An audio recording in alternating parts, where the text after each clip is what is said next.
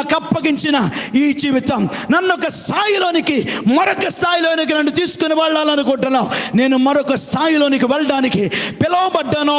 అందుకనే ఎస్తేరు మొర్దెకైకి అప్పచెప్పుకున్నట్టుగా, యోసేపు యాకోబుకి అప్పచెప్పుకున్నట్టుగా నేను కూడా నీకు దైవ నాయకత్వానికి అప్పచెప్పుకుంటా.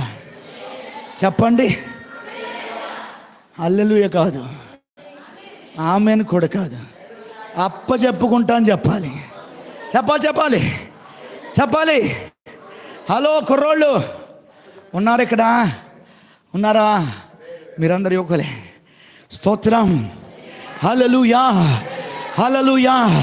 దేవుడు నిశ్చయముగా ఈ సంఘ పరిచర్యను దేవుడు ఒక స్థాయి నుండి మరొక స్థాయికి వచ్చినప్పుడు వేరు, ఇప్పుడు